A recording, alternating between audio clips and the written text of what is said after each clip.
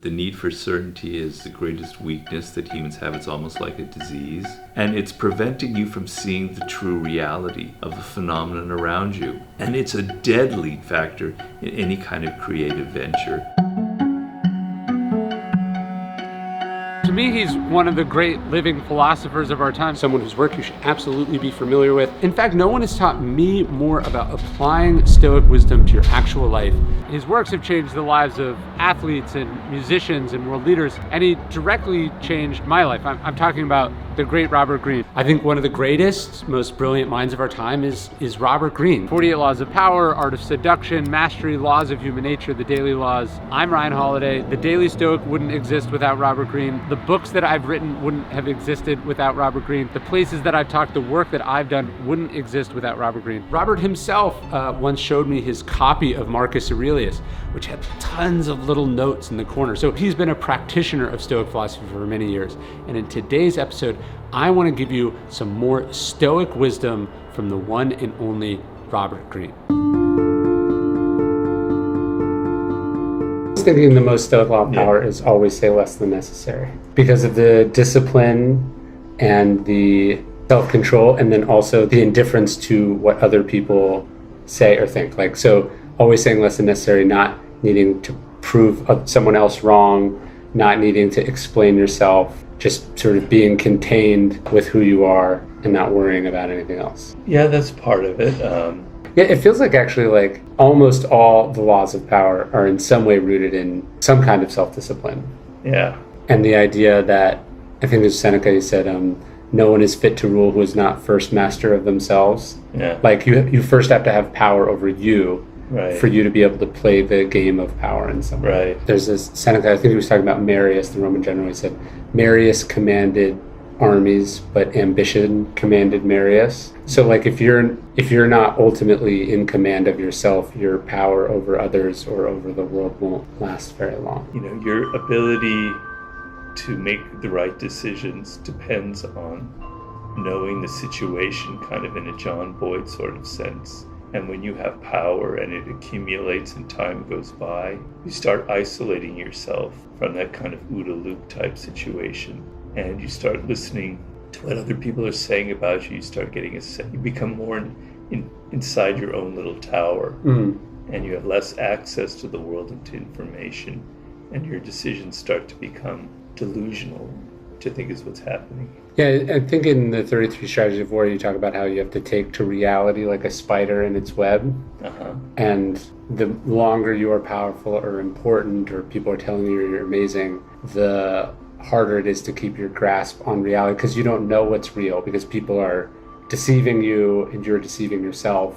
Yeah.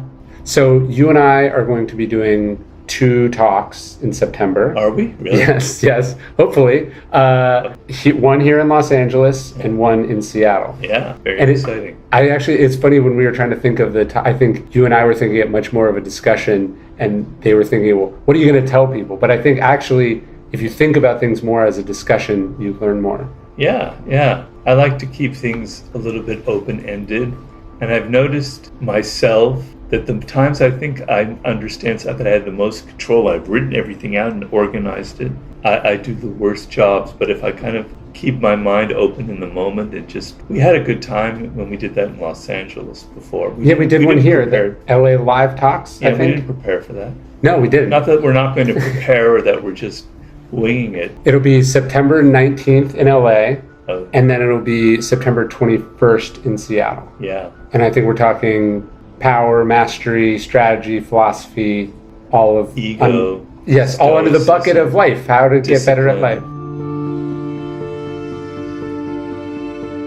Character is the core of a person, something they can't control, something that comes from deep within, and it causes people to have patterns of behavior. And you want to find people who have a strong character to associate with, as opposed to a weak character. And what a strong character is people who are adaptable, who are fluid, who can admit that they are wrong, who can learn from their experience, who can take criticism, who can work with other people. So one of the parts of this book is I want you to focus not on people's charming exterior, on their funny words, on their wit, on their charisma, and instead focus on that deep inner quality, that core, that character, because that's who they really are.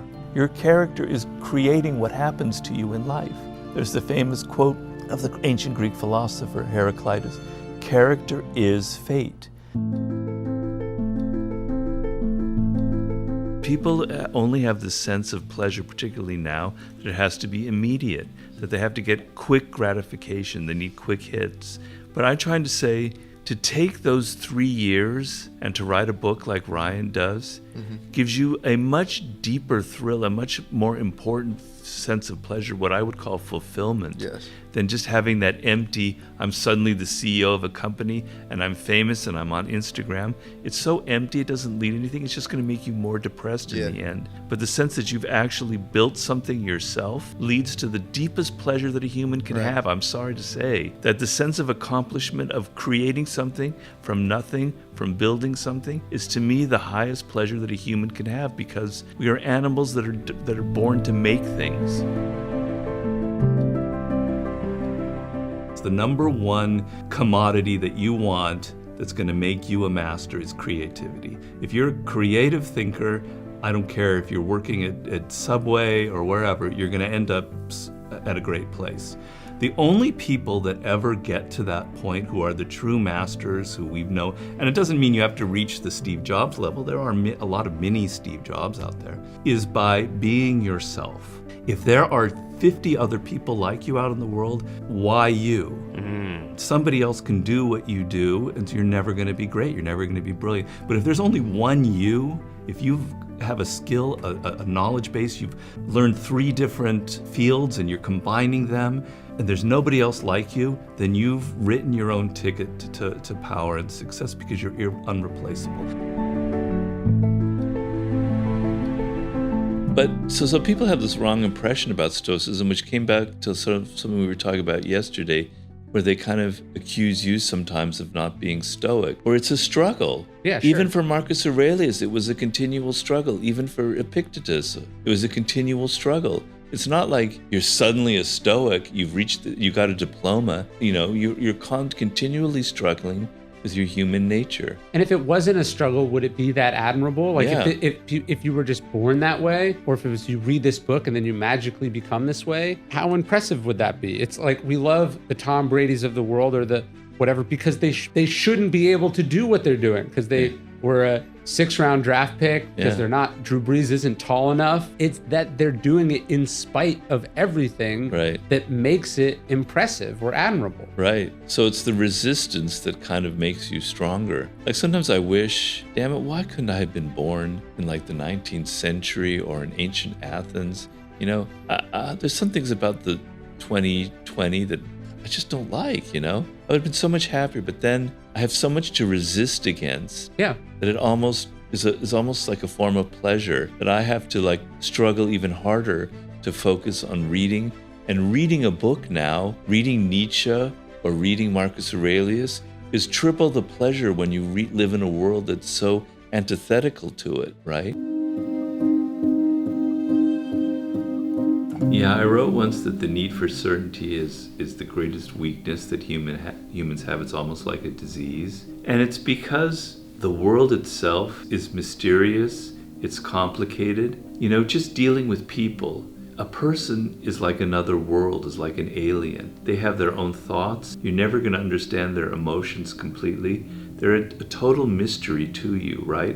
And you can't get through life without understanding people. And so what you do naturally is you simplify everything, because you don't like the feeling of not understanding people or events in the world. You're full of anxiety, and you want to kind of reduce things to pat little formulas that make it so you say, I'm certain about this idea.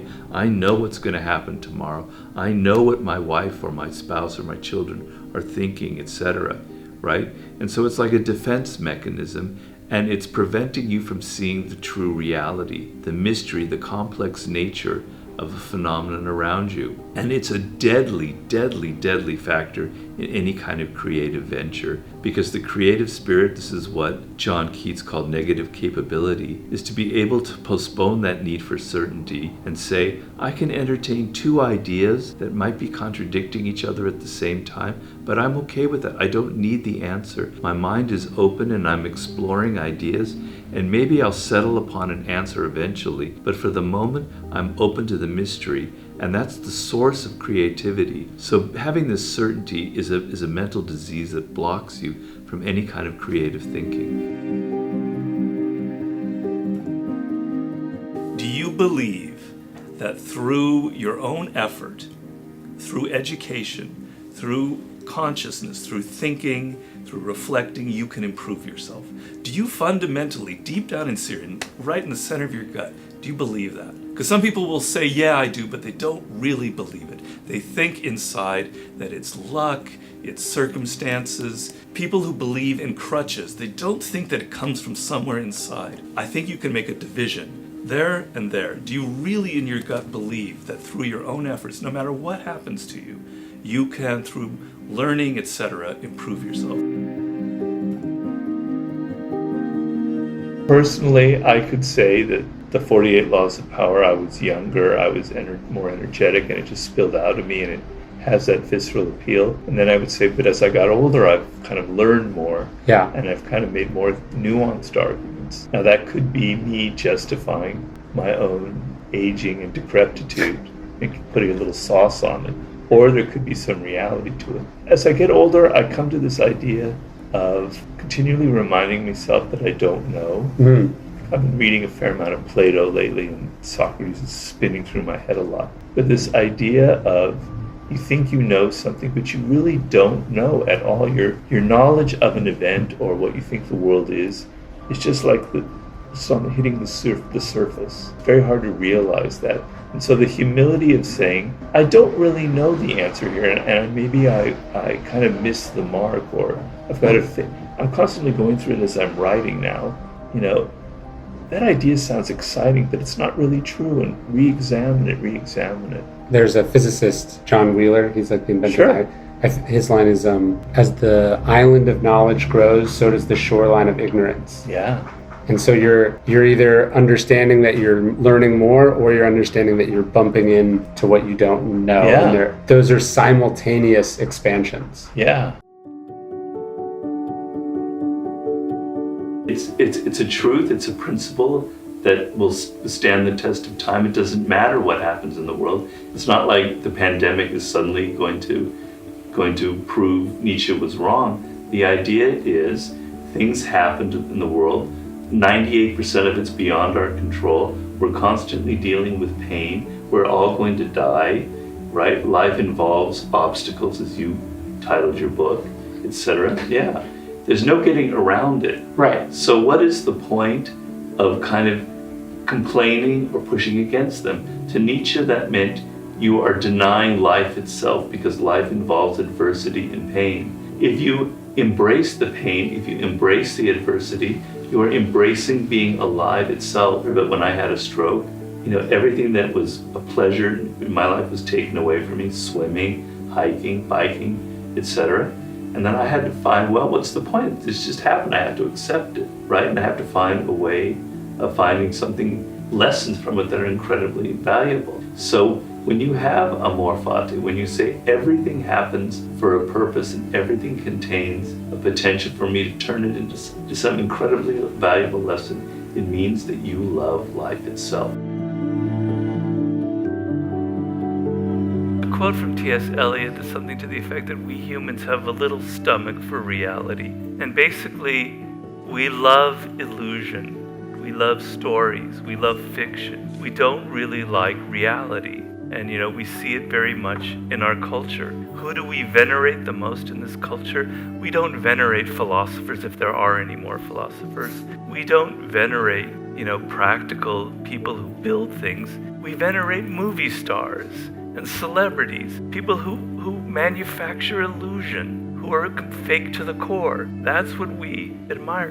But it's always been that way. There's a Latin expression, I can't remember it off the top of my head, that means we humans love deception. We love to be deceived.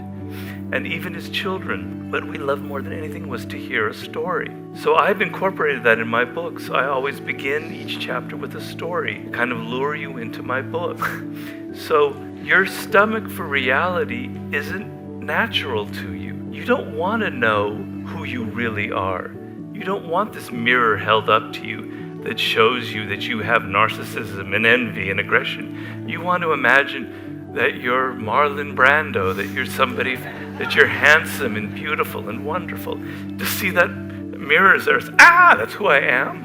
Yes, that's who you are. So if you're able to overcome that love of fantasy and illusion and dip your feet a little bit in reality, you're going to have an advantage over other people.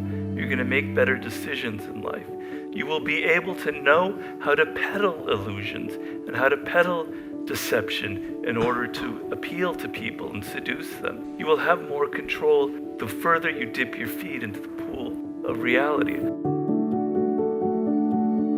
When I wrote The Daily Stoic 8 years ago, I had this crazy idea that I would just keep it going. The book was 366 meditations, but I'd write one more every single day and I'd give it away for free as an email. I thought maybe a few people would sign up. Couldn't have even comprehended a future in which 750,000 people would get this email every single day and would for almost a decade. If you want to get the email, if you want to be part of a community that is the largest group of Stoics ever assembled in human history, I'd love for you to join us. You can sign up and get the email totally for free. No spam. You can unsubscribe whenever you want at dailystoic.com/email.